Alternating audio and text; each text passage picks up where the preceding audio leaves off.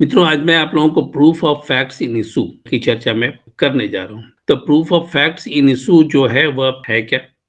तो मैंने आप लोगों को बतलाया था कि जो डिस्प्यूट है, वो dispute he facts in issue है। तो कोई भी फैक्ट्स जो है, फैक्ट्स तो है, फैक्ट्स पर तो हम कहीं क्वेश्चन नहीं खड़ा कर सकते हैं, लेकिन वह फैक्ट्स जो है वह किसी का राइट है, किसी की लायबिलिटी है, या फिर किसी ने किया है और किसी ने नहीं किया है। तो यहाँ पर किया है और नहीं किया है के बीच का जो मामला है, मुझे वही हमें प्रूव करना है। किया है या नहीं किया है या प्रूव करना है यहाँ पर। और दूसरा चीज़ है कि जो मैंने अभी आप लोगों को बतलाया कि यहाँ पर राइट एंड लायबिलिटी की बात आती है, तो राइट एंड लायबिलिटी का जो मामला बनता है वो सिविल केसेस में बनता है और सिविल डिस्प्यूट के मामले में बनता है। क्रिमिनल डिस्प्यूट के मामले में नॉर्मली एप्लीकेबल नहीं होता है। ठीक है, नॉर्मली एप्लीकेबल नहीं होता। फिर भी मैं कुछ एग्जाम्पल्स साइट करूंगा इन सारी चीज़ों को लेकर। बात और भी है कि सिविल जहाँ केसेस होते हैं वहाँ पर एविडेंसेस जो है वो बहुत क्लियर होते हैं, क्लैरिटी के साथ होते हैं। वहाँ पर ज़्यादा कुछ करने की आवश्यकता नहीं होती है। जैसे लैंड डिस्प्यूट है, तो लैंड डिस्प्यूट में आपका कन्वेंस डीड है, वो अपने आप में प्रूफ है, वो आपके राइट को सिद्ध कर रहा है। वहाँ पर किसी ने कब्जा जमा लिया है, किसी ने यदि कब्जा जमा लिया है, तो वह उसे छोड़ना है, वो लायबिलिटी है। वो अपना अपना राइट दिखा रहा है, लेकिन वो राइट है नहीं, वहाँ पर लायबिलिटी बन जाती है। तो यहाँ पर इस ढंग से इस चीज़ों को प्रूव किया जाता है। लेकिन क्रिमिनल केस में जो है वो बहुत ही प्रिसीजन के साथ चीज़ों को सामने लाना होता है, क्योंकि क्रिमिनल जस्टिस सिस्टम में एक भी एविडेंस और गड़बड़ हो गया, एक भी एविडेंस इधर से उधर हुआ, तो आप समझ लीजिए कि पूरा केस जो है वह उल्टा पड़ सकता है। उसमें जो इनोसेंट व्यक्ति है उसे सजा हो सकती है, और जो सही में जिसने गलती किया है, जो कि पकड़ाया भी नहीं है और गलती वो किया है, वो फरार है, या फिर वह उसको पुलिस ने उसका नाम ही नहीं पुलिस ला पाई है अपने इन्वेस्टिगेशन में, वो बच जाता है। तो इसीलिए क्रिमिनल जस्टिस सिस्टम में बहुत ही प्रिसीजन की आवश्यकता होती है किसी भी एविडेंस को इवेल्युएट करने के पहले। क्रिमिनल जस्टिस सिस्टम जो है उसमें एविडेंस का वैल्यू बहुत ही ज्यादा है, और क्रिमिनल जस्टिस सिस्टम ही ऐसा है जहां पर इंट्रिंसिक वैल्यू निकाला जाता है एविडेंसेस का। ठीक है, इंट्रिंसिक वैल्यू निकाला जाता है, जहां पर मैंने आप लोगों को बतलाया था, परसों का जो क्लास था उसमें मैंने आप लोगों को बतलाया था, डे बिफोर यस्टरडे का जो क्लास था, कि उसमें जो इंट्रिंसिक वैल्यू है वह उसको कैसे हम जानते हैं और किस रूप में जानते हैं, जहां पर डिडक्टिव लॉजिक का इस्तेमाल कर कर हम वहां पर एविडेंसेस तक पहुंचते हैं। और यह सबसे ज्यादा और सर्कमस्टांशियल एविडेंसेस पर एप्लीकेबल होता है। सबसे ज्यादा जो एप्लीकेबल होता है वो सर्कमस्टांशियल एविडेंसेस पर होता है। मैं कुछ एग्जांपल दूंगा तो आप लोगों को वह बहुत ही क्लियर हो जाएगा। अब जो है फैक्ट्स इन इशू जो है, जिसको कि हम डिस्प्यूट, सिंपल टर्म में डिस्प्यूट कहते हैं, तो जो डिस्प्यूट है उसको सॉर्ट आउट कैसे किया जाता है? उसको एविडेंसेस के द्वारा सॉर्ट आउट किया जाता है। और एविडेंसेस कितने तरह के होते हैं तो मैंने आप लोगों को पहले कुछ कुछ बतलाया हुआ है, लेकिन यहाँ पर जो मेन एविडेंसेस की बात मैं कर रहा हूँ वह है डायरेक्ट एविडेंस और सर्कमस्टांशियल एविडेंस। मतलब कि डायरेक्ट एविडेंसेस के द्वारा या फिर सर्कमस्टांशियल एविडेंसेस के द्वारा ही चीजों को प्रूव किया जाता है। ठीक है, अब यहाँ एक चीज और भी जान लीजिए कि बहुत कम केसेस ऐसे हैं मर्डर केस में जहां पर डायरेक्ट एविडेंस अवेलेबल होता है। जैसे किसी व्यक्ति को मारकर फेंक दिया गया है और उसका लाश बाद में बरामद हुआ, तो यहाँ पर डायरेक्ट एविडेंस तो आपको कुछ मिलेगा ही नहीं। सर्कमस्टांशियल एविडेंसेस के आधार पर काम करिए। तो ज्यादातर केस में आप पाएंगे कि सर्कमस्टांशियल एविडेंसेस ही उपलब्ध है, और सर्कमस्टांशियल एविडेंसेस के आधार पर ही केस को सॉर्ट आउट किया जाता है। तो यहाँ पर डायरेक्ट एविडेंस है क्या? डायरेक्ट एविडेंस है कि विदाउट एनी इंटरवेंशन किसी चीज को जो प्रूव किया जा सकता है उसको हम डायरेक्ट एविडेंस कहते हैं। कोई ऐसा एविडेंस जिसमें किसी अन्य इंटरवेंशन की आवश्यकता नहीं पड़ती है, किसी अन्य सपोर्ट की आवश्यकता नहीं पड़ती है, वैसे एविडेंस को हम डायरेक्ट एविडेंस कहते हैं। जैसे यदि किसी व्यक्ति ने मर्डर किया, ठीक है, और मर्डर जो किया उसका आई विटनेस है कोई जो कि उसको मर्डर करते हुए देखा, तो यह क्या है? यह डायरेक्ट एविडेंस है, इसको डिनाई नहीं किया जा सकता है। और दूसरी चीज है कि व्यक्ति ने मर्डर किया और उससे पकड़कर लोगों ने बंद कर दिया घर में, और उसका जो वेपन्स था, जो गन था या फिर जो चाकू था, जो भी था, उसको उसको उन लोगों ने बरामद कर लिया, ठीक है ना? उसको उसके साथ ही उसको पकड़ लिया और पुलिस ने उसे बरामद कर लिया। तो यह चाकू भी डायरेक्ट एविडेंस है, मटेरियल एविडेंस है, और वह जो पकड़ा गया है व्यक्ति वह डायरेक्ट एविडेंस है, ठीक है? जहाँ पर आई विटनेस लोग हैं वह डायरेक्ट एविडेंस है। तो ये सारी चीज़ों को हम डायरेक्ट एविडेंस के रूप में देखते हैं।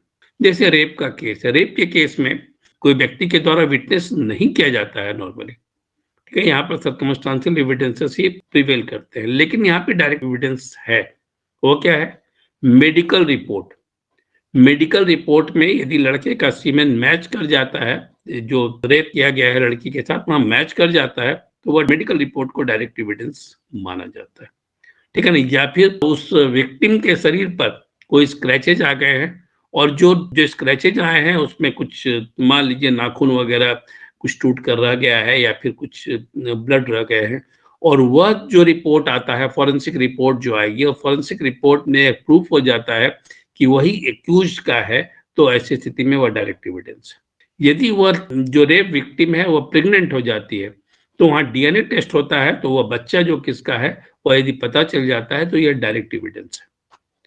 तो यह सारे जो हैं वह डायरेक्ट एविडेंस है और जिसके आधार पर सजा आसानी के साथ हो सकती है। इसके बाद किसी और इंटरवेंशन की आवश्यकता नहीं पड़ती है। मेक इट ए पॉइंट, इसके बाद किसी और इंटरवेंशन की आवश्यकता नहीं पड़ती है। यहाँ पर जो है वो डायरेक्ट एविडेंस है और डायरेक्ट एविडेंसेस के आधार पर सजा दी जा सकती है। क्लियर है? अब सर्कमस्टांशियल एविडेंसेस क्या है, और यहाँ पर एक मैं सिविल के केस में भी आप लोगों को एग्जांपल दे दूं कि डायरेक्ट एविडेंस क्या है। जैसे मान लीजिए एग्रीमेंट पेपर है और एग्रीमेंट पेपर को लेकर उस किसी चीज को लेकर डिस्प्यूट है और वहां पर एग्रीमेंट पेपर बना हुआ है, तो एग्रीमेंट पेपर जो है वह क्या है? डायरेक्ट एविडेंस है। एग्रीमेंट पेपर जो है वह डायरेक्ट एविडेंस है। मैरिज सर्टिफिकेट है, यदि सपोज करिए कि कोई दो व्यक्ति, एक महिला और एक पुरुष ने घर से भागकर कहीं शादी कर ली और उसे मैरिज रजिस्ट्रार के यहाँ पर रजिस्टर करा लिया। और लड़की थोड़ी स्मार्ट थी, उसने कहा कि हम लोग कोर्ट मैरिज ही करेंगे। कोर्ट मैरिज करने का मतलब है कि मैरिज सर्टिफिकेट इशू होगा और रजिस्ट्रार के कोर्ट में, मैरिज रजिस्ट्रार के कोर्ट में उसका पूरा रजिस्टर मेंटेन होगा। अब बाद में वह लड़का जो है वह नकार जाता है, मान लीजिए कि नहीं मैंने तो इससे शादी की ही नहीं, तो मैरिज सर्टिफिकेट जो है वो डायरेक्ट एविडेंस है। जो मैरिज रजिस्ट्रार के दफ्तर पे ऑफिस में जो रजिस्टर है वह उसकी सर्टिफाइड कॉपी आप लेते हैं तो वह जो है वह डायरेक्ट एविडेंस है, उसको नकार नहीं सकता है लोग। इसी ढंग से ओनरशिप पेपर है, तो मान लीजिए कि कोई गाड़ी है और गाड़ी की चोरी हो गई और वह डुप्लीकेट ओनरशिप पेपर बनवा कर बैठा हुआ है, तब यहाँ पर जो ओरिजिनल ओनरशिप का पेपर है, आरसी बुक जो है, उसको हम डायरेक्ट एविडेंस के रूप में प्रोड्यूस कर सकते हैं कोर्ट में, एड्यूस कर सकते हैं कोर्ट में। ये सारे डायरेक्ट एविडेंस है। ये सब जो है वह सिविल का मैटर है। अब सर्कमस्टांशियल एविडेंसेस क्या होते हैं? सर्कमस्टांशियल एविडेंसेस है कि जो वहां पर जो सराउंडिंग के जो सर्कमस्टांसेस हैं, वह सराउंडिंग के सर्कमस्टांसेस के आधार पर, सराउंडिंग के सर्कमस्टांसेस को हम सर्कमस्टांशियल एविडेंसेस कहते हैं। जैसे जो घटना घटी वहां पर क्या था, आसपास में कौन लोग, जो वहां पर क्रॉस उसका टाइमिंग क्या थी उस समय में, उन सारी चीजों को मैच कराकर देखा जाता है। या फिर कुछ फुटप्रिंट वहां पर रह गए हैं, उसके आधार पर चीजों को निकाला जाता है, मतलब पता लगाया जाता है कि कौन कौन व्यक्ति यहाँ पर थे। तो यह जो सर्कमस्टांशियल एविडेंसेस है उससे डायरेक्ट एविडेंसेस को खोजा जाता है, उसे एक्यूज को खोजा जाता है और तब वहां पर डायरेक्ट एविडेंसेस भी मिल जाते हैं। कभी कभी मिल जाते हैं, बहुत समय तो डायरेक्ट एविडेंस नहीं मिलता है, लेकिन यदि सर्कमस्टांसेस सपोर्ट करता है उस घटना को, सर्कमस्टांसेस जो है वो सपोर्ट करता है उस घटना को, तब ऐसी स्थिति में उसे सिर्फ सर्कमस्टांशियल एविडेंसेस के आधार पर ही सजा हो सकती है। अब जैसे मैं आपको एक एग्जांपल देता हूँ, एक एक्सीडेंट का केस है, रोड एक्सीडेंट का केस है। जैसे सपोज करिए कि गांव में एक सड़क है जो सीधे गांव तक जाती है और उसके बाद दूसरा कोई जगह है ही नहीं, कोई गांव नहीं है, वह लास्ट गांव है और जहां पर वही सड़क जाती है और उस गांव में जाकर खत्म हो जाती है। वहां पर सुबह में पाया गया कि एक व्यक्ति जो है वह मरा हुआ पड़ा हुआ है और यह भी पाया गया कि एक लॉरी से वह कुचल कर मरा है, लॉरी उसको घसीटते हुए कुछ दूरी तक ले गया। अब यहाँ पर यह बात क्या आती है कि वह गांव जो है वो अंतिम गांव है और उसके वह रास्ता क्लोज है, उसके बाद कोई दूसरा गांव नहीं है, कोई दूसरी रास्ता जाता ही नहीं है कहीं आगे कि दूसरी गाड़ी जाए। तब ऐसी स्थिति में इसको प्रूव करना थोड़ा मुश्किल है, और लेकिन साथ ही साथ बहुत आसान भी है, क्योंकि वह गांव जो है जहां पर वह रास्ता जाता है वहां जब कोई दूसरी गाड़ी नहीं जाती है तो रात में जो गाड़ी गई होगी यदि उसकी जानकारी प्राप्त कर ली जाए तब ऐसी स्थिति में यह प्रूफ हो जाएगा कि वो उसको धक्का किसने मारा। तो यह पता चला कि उस गांव में रात में एक लॉरी आई थी, ठीक है ना, वह इस व्यक्ति की लॉरी थी और यह इस व्यक्ति की जो लॉरी थी, और उस समय में बारिश हो रही थी, बारिश के कारण वह बहुत सारा चीज दिखलाई भी नहीं दे रहा होगा और वह उसको कुचलते हुए चला गया, ठीक है ना, कुचलते हुए चला गया। तो यहाँ पर यह फाइंड आउट किया गया कि एक लॉरी आई थी रात में और उस व्यक्ति की लॉरी थी। तो उसके बाद उस व्यक्ति की जो लॉरी थी, उस जो टायर के निशान थे, टायर को देखा गया तो उसमें पाया गया कि कीचड़ लगा हुआ है, ठीक है, और एक ही लॉरी चूंकि गई थी इसीलिए सीधे सीधे शक की सुई उस पर ही जाएगी। तो वहां पर पाया गया कि उस टायर में रात में जो आया था उसमें कीचड़ के निशान भी लगे हुए हैं और इसके आधार पर सारे सर्कमस्टांसेस को देखते हुए सिर्फ यह पॉइंट आउट किया गया कि यही लॉरी है जिसने इसको धक्का मारा है और इसकी जान ली है। अब इसने जानबूझकर मारा है या अनजाने में मारा, इसका कोई अभी लेना देना नहीं है, वो कोर्ट में बाद में प्रूव होगा। इस आधार पर उस व्यक्ति को नैप कर लिया गया, एप्रीहेंड कर लिया गया और बाद में उस व्यक्ति ने यह एक्सेप्ट किया कि उसकी गाड़ी के सामने कोई व्यक्ति आ गया था। चूंकि काफी धुंधला था, सारा चीज नजर नहीं आ रहा था, इसीलिए उसने उसे उस पर गाड़ी चढ़ गई और उसे घसीटते हुए काफी दूर तक वो ले गया, ठीक है। यहाँ पर ये सर्कमस्टांशियल एविडेंसेस है। पहला तो है कि गांव का सर्कमस्टांसेस क्या है, इसको हम लोग देखते हैं और उस सर्कमस्टांसेस में क्या क्या हो सकता है यह हम देखते हैं। और तीसरी बात है, जब यह पता चल जाता है कि उसको लॉरी ने मारा है तो कौन सी लॉरी गई है, क्योंकि इकलौती लॉरी कोई जाएगी तभी वहां पर वह कोई दूसरी लॉरी तो जा नहीं सकती। गांव में जो भी लॉरी गई होगी या फिर एक गई होगी, दो गई होगी, चार गई होगी, जो लॉरी गई होगी तो उसके आधार पर उस समय रात में कौन सी लॉरी गई, इन सारे चीजों के आधार पर हम चीजों को हम पॉइंट आउट कर कर वहां पर पहुंचते हैं, वहां पर पहुंचते हैं कि किसने इसे धक्का मारा। और यहाँ पर बहुत ही प्रेसिजन के साथ चीजों को देखा जा सकता है, पकड़ा जा सकता है। तो इस ढंग से हम सर्कमस्टांशियल एविडेंसेस के आधार पर उस व्यक्ति को सजा भी हुई। तो इस ढंग से बहुत सारे एविडेंसेस होते हैं, सर्कमस्टांशियल एविडेंसेस, जो कि बहुत ही स्ट्रॉन्ग एविडेंस होते हैं। या मैं नहीं कह रहा हूँ कि डायरेक्ट एविडेंस से ज्यादा स्ट्रॉन्ग होते हैं, लेकिन यह बहुत ही स्ट्रॉन्ग एविडेंस होते हैं। एक और भी बहुत ही इंपॉर्टेंट केस है और बहुत ही चर्चित केस रहा है, वो आप लोग भी जानते होंगे, आरुषि तलवार का केस जो रहा है। आरुषि तलवार जो कि एक डॉक्टर की बेटी थी और उसकी हत्या कर दी गई गला काट कर, और उसके नौकर जो उसके घर में नौकर था उसकी भी हत्या हो गई उसी रात, वो ऊपर उसे छत पर ले जाकर मार दिया गया था। अब यहाँ पर कोई भी डायरेक्ट एविडेंस है नहीं, क्योंकि घर के अंदर यह हत्या हुई है। तो घर के अंदर हत्या हुई तो शक की सुई तो सीधे नौकर पर जाती है, लेकिन नौकर खुद भी मरा हुआ पड़ा है छत पर जाकर और छत का दरवाजा खुला हुआ है। तो इससे पता चलता है कोई अन्य व्यक्ति ने आकर इसका गला काटा होगा। तो यह सारे एविडेंसेस जो है वो सिर्फ सर्कमस्टांशियल एविडेंसेस है। लेकिन जब मेडिकल रिपोर्ट आया और फॉरेंसिक रिपोर्ट भी जब आया तो पता चला कि आरुषि तलवार की हत्या जो की गई है वो ऐसे धारदार हथियार से की गई है, और वो धारदार हथियार जो है वह चाकू है, ठीक है ना, चाकू है। और वह सर्जिकल नाइफ का इस्तेमाल सिर्फ और सिर्फ कौन करता है, वो डॉक्टर करते हैं। तो इमीडिएटली शक की सुई जो थी वह कहाँ चली गई, शक की सुई चली गई डॉक्टर माता पिता के ऊपर, शक की सुई जो चली गई डॉक्टर माता पिता के ऊपर।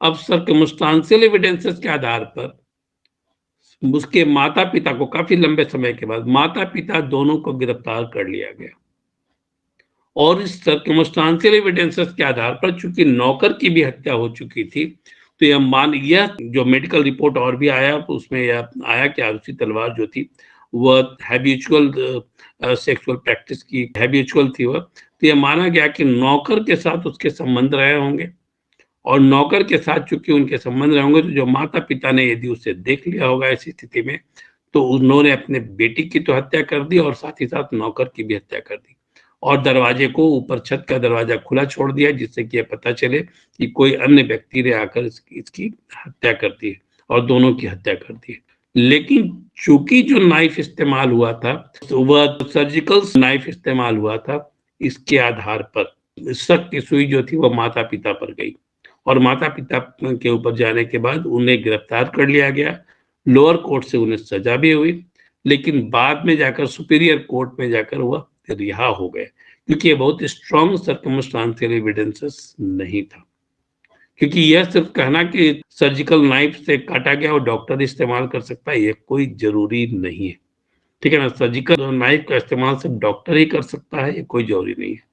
सर्जिकल नाइफ का इस्तेमाल डॉक्टर अपने ओटी में करता है, लेकिन यह भी नहीं है कि वो बाहर इस्तेमाल नहीं हो सकता है। और दूसरी चीज है कि ऐसा भी नहीं है कि सर्जिकल नाइफ जो है वो मार्केट में उपलब्ध नहीं है। सर्जिकल नाइफ जो है मार्केट में उपलब्ध नहीं है। इसके आधार पर आरुषि तलवार ने के माता पिता सुपीरियर कोर्ट से जाकर रिहा हो गए। अब यहाँ क्यों ये रिहा हुए इसको जानिए, तो इसके आधार पर आपको पता चलेगा कि आपको किस ढंग से एविडेंसेस को वहां पर सर्कमस्टेंशियल एविडेंसेस को सामने लाना है। डायरेक्ट एविडेंस पर कोई चर्चा यहाँ पर नहीं ज्यादा मैं करने जा रहा हूँ, करने की आवश्यकता भी नहीं, क्योंकि डायरेक्ट एविडेंस को प्रूव करने के लिए किसी भी थ्योरी की आवश्यकता नहीं है। सर्कमस्टांशियल एविडेंसेस को प्रूव करने के लिए थ्योरी की आवश्यकता है। अब है कि यहाँ पर कौन सा पॉइंट है जिसको कि आप लोगों को बिल्कुल दिमाग में नोट कर रखना चाहिए कि सर्कमस्टांशियल एविडेंसेस को किस ढंग से सर्कमस्टांशियल एविडेंसेस को एड्यूस किया जाए, और यदि किसी व्यक्ति ने एड्यूस किया तो उसमें कैसे कमियों को निकाला जाए। यदि किसी व्यक्ति ने एड्यूस किया तो उसकी कमियों को कैसे निकाला जाए। क्योंकि मैंने आप लोगों को कहा था कि वकील अच्छा वह नहीं है जो ज्यादा जानकार है, वकील अच्छा हुआ है जो कानून में छेद को जानता है, जो चीजों की कमियों को निकालने में सक्षम है, वह अच्छा वकील बन सकता है। यदि आप कमी नहीं निकाल सकते हैं तो आप केस को जीत भी नहीं सकते। ठीक है, तो यहाँ पर कौन कौन सा पॉइंट टू बी नोटेड की जो बात आती है वो सर्कमस्टेंशियल एविडेंसेस में, उसको आप लोगों को दिमाग में बैठा लेना है। पहला क्या है कि जो सर्कमस्टांशियल एविडेंसेस है, इसके आधार पर कोई कंक्लूजन ड्रॉ किया जाता है, सर्कमस्टांशियल एविडेंसेस जिसके आधार पर कोई कंक्लूजन ड्रॉ किया जाता है, वो फुल्ली स्टैब्लिश्ड होना चाहिए। अब यहाँ पर जो आरुषि तलवार का केस था, उसके केस में सर्कमस्टांशियल एविडेंसेस जिसके आधार पर कंक्लूजन को ड्रॉ किया गया वो फुल्ली स्टैब्लिश्ड था ही नहीं। कोई भी जो सर्कमस्टांशियल एविडेंसेस है जिसके आधार पर कोई कंक्लूजन ड्रॉ किया जा रहा है वो फुल्ली स्टैब्लिश्ड नहीं होगा, तब ऐसी स्थिति में यह मानकर चलिए कि आप अपने क्लाइंट को रिहा करा सकते हैं।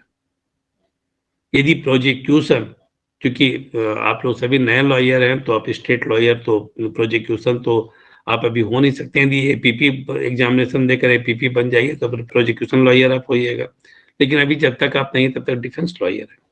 ठीक है, तो मैं डिफेंस लॉयर के हिसाब से ही चीजों को डील भी करता हूँ, और मैं खुद भी डिफेंस लॉयर हूँ, मैं इसलिए उसी हिसाब से चीजों को देखता भी हूँ, वही नजरिए से देखता हूँ। और डिफेंस लॉयर के लिए काफी स्कोप है, ये भी मैं बता दूं। प्रोजिक्यूशन तो सिर्फ सजा दिलाने का काम करता है, रूटीन में जो एफआईआर किया गया, जो चार्जशीट फाइल की गई है, उसके आधार पर वो वहां पर अपने आर्गुमेंट को रखता है और उसी के आधार पर जो एविडेंस दिए गए उसको वो एड्यूस करता है। लेकिन डिफेंस लॉयर को यह देखना होता है कि जो प्रोजिक्यूशन ने जो यह थ्योरी दी है, वो उसमें जो कंक्लूजन ड्रॉ करने की बात आती है वो फुल्ली स्टैब्लिश्ड है या नहीं है। और यदि फुली स्टैब्लिश्ड नहीं है तो फिर आप अपने क्लाइंट को बचा सकते हैं। यदि फुली स्टैब्लिश्ड नहीं है तो आप अपने क्लाइंट को बचा सकते हैं, लेकिन फुली स्टैब्लिश्ड है तब आप इस स्थिति में आपके लिए दिक्कत आएगी। ठीक है, दूसरी चीज है कि कोई भी सर्कमस्टांशियल एविडेंसेस जो है वो कंक्लूसिव इन नेचर होना चाहिए। ऐसा नहीं है कि हवा में सिर्फ सर्कमस्टांशियल एविडेंसेस को पुट कर दे, सर्कमस्टेंशियल एविडेंसेस वैलिड नहीं हो सकता है, और कंक्लूसिव इन नेचर होना चाहिए।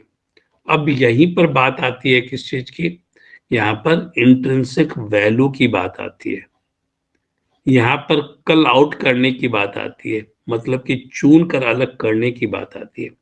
कौन सा सर्कमस्टांशियल एविडेंसेस को हम वहां पर एड्यूस करें कोर्ट में, जिससे कि हमारा केस कॉन्क्लूसिव हो, हम कॉन्क्लूजन के तरफ ले जाए कोर्ट को, कोर्ट किसी कंक्लूजन पर पहुंच सके।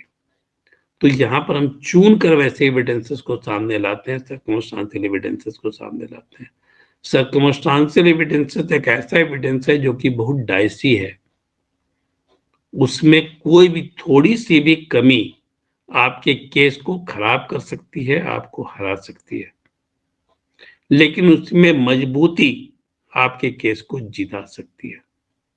तो इसीलिए सर्कमस्टांशियल एविडेंसेस को जब आप एड्यूस करते हैं कोर्ट में, तो इस बात को ध्यान में रखें कि जो एविडेंसेस आप एड्यूस कर रहे हैं वह कॉन्क्लूसिव इन नेचर होना चाहिए, कॉन्क्लूसिव इन नेचर होना चाहिए।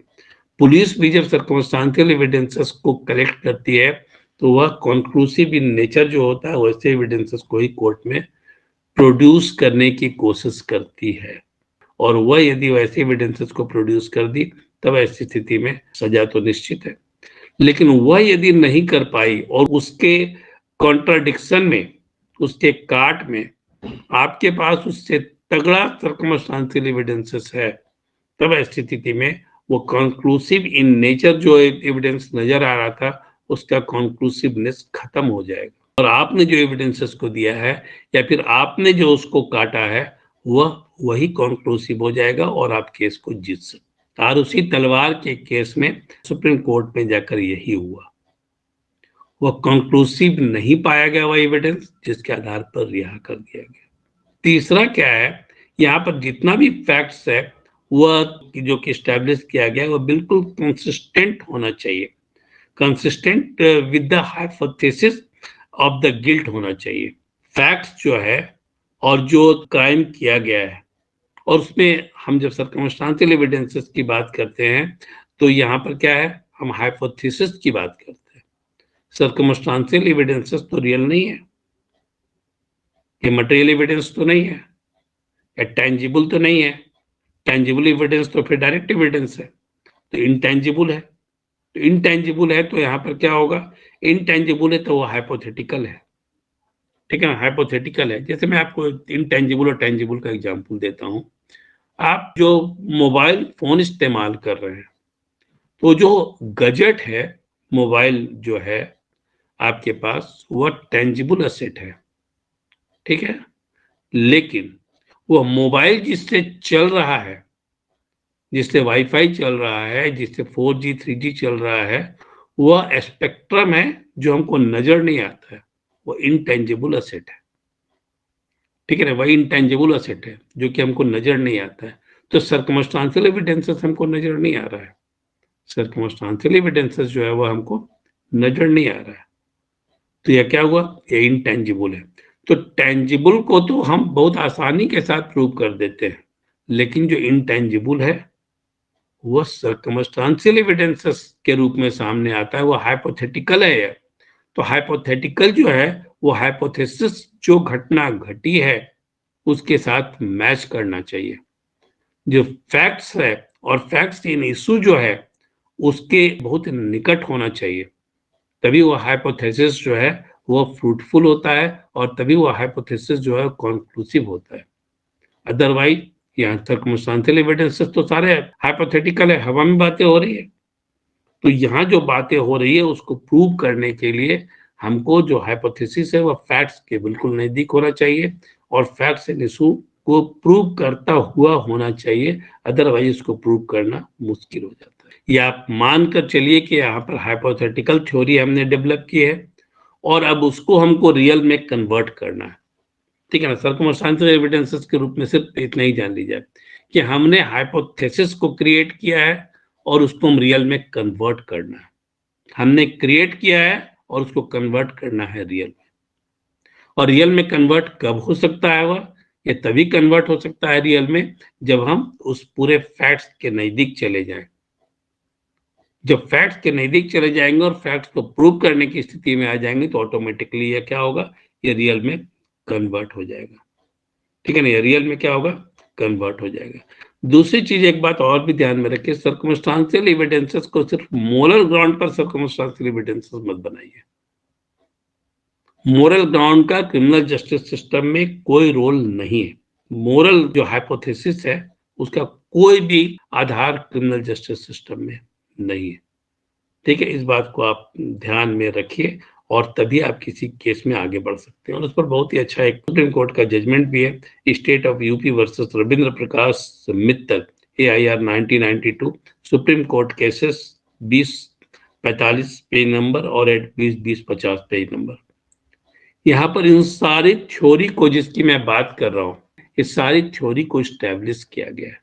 और मैं पहले ही आपको बता चुका हूँ कि मैं अपने मन से कोई थ्योरी को गढ़ नहीं रहा हूँ। I am not genius person. यहाँ पर सुप्रीम कोर्ट जो एनालिसिस करती है, सुप्रीम कोर्ट और किसी भी वकील के लिए सुप्रीम कोर्ट ने जो गढ़ा है उसको ही पढ़ा जाए तो ज्यादा बेहतर है। सर्कमस्टांशियल एविडेंसेस में अपनी थ्योरी को आप ला सकते हैं, लेकिन उसके बाद वो इंडोर्स करता है उसको कोर्ट। यदि वो इंडोर्स कर देता और सुप्रीम कोर्ट ने भी इंडोर्स कर दिया उसको, तब स्थिति में वो इस्टेब्लिश फैक्ट बन जाता है, इस्टेब्लिश सर्कमस्टांशियल एविडेंसेस बन जाता है। इस बात का आपको ध्यान में रखना है। अब दूसरी चीज क्या है सर्कमस्टांशियल एविडेंसेस के साथ, सर्कमस्टांशियल एविडेंसेस सिर्फ एक सर्कमस्टांशियल एविडेंसेस के आधार पर हम किसी चीज को प्रूव नहीं कर सकते। यहाँ पर चेन ऑफ सर्कमस्टांशियल एविडेंसेस की आवश्यकता पड़ती है, और ये जो चेन ऑफ सर्कमस्टांशियल एविडेंसेस है उसकी कड़ी जो है वो एक दूसरे के साथ जुड़नी चाहिए। जैसे मैंने आप लोगों को कल बतलाया था, लास्ट सीन टुगेदर वाली थ्योरी पर मैंने बात की थी। तो लास्ट सीन टुगेदर की थ्योरी पर हम किसी व्यक्ति को यह नहीं कर सकते कि उसने ही हत्या की है। हाँ, यदि उसके तुरंत बाद वह हत्या हो गई होती तब यह लास्ट सीन टुगेदर की थ्योरी एप्लीकेबल थी।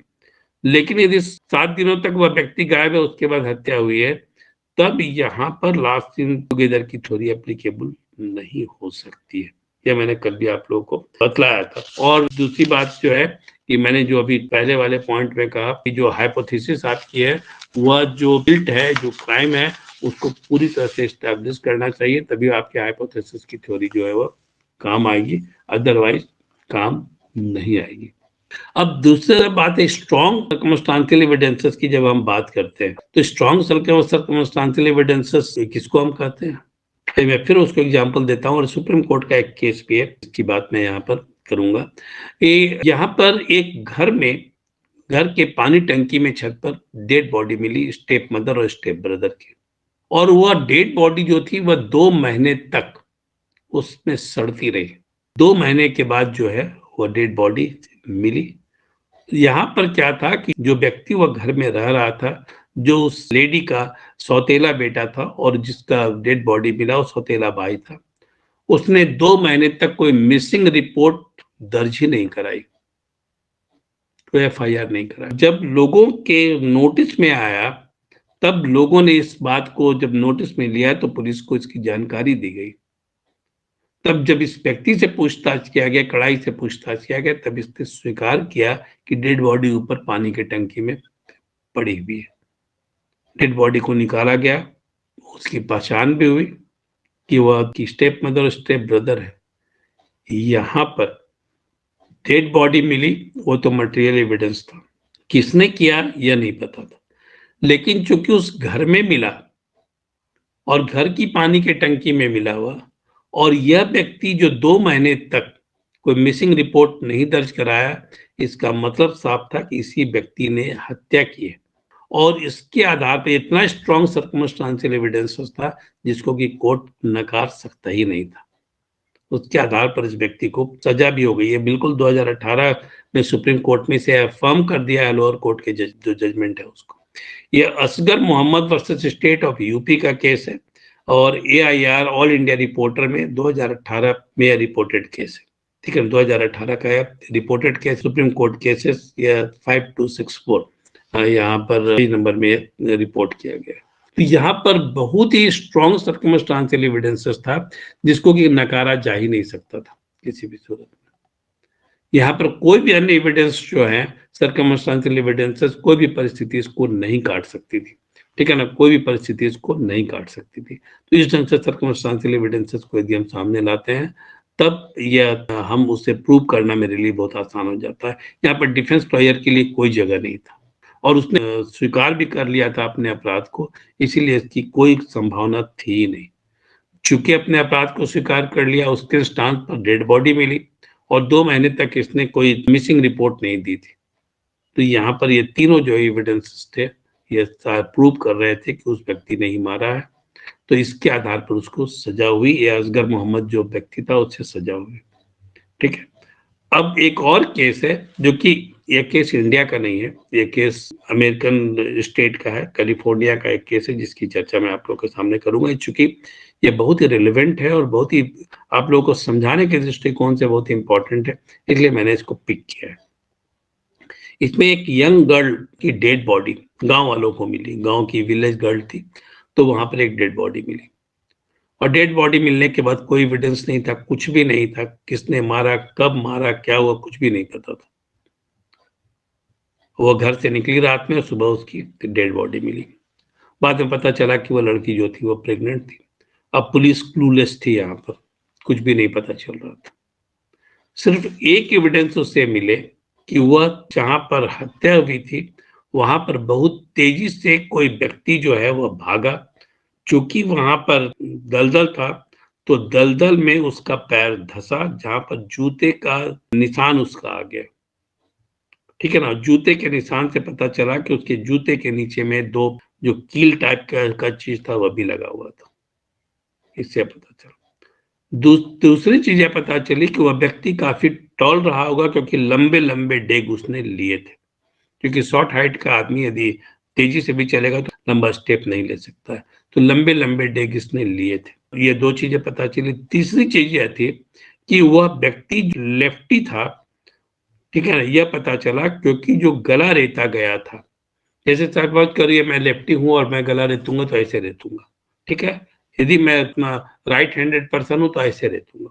तो यह पता चला कि उसने ऐसे रेता था, तो वह तो लेफ्ट हैंडेड एक्टिविटी करने वाला व्यक्ति होगा, लेफ्टी होगा। यहाँ पर ये तीनों चीजें पता चली। लेकिन अब यह गांव में उतने लोगों के बीच में पता करना मुश्किल था कि कौन है ऐसा व्यक्ति। सिर्फ इस आधार पर किसी व्यक्ति को अप्रीहेंड नहीं किया जा सकता था।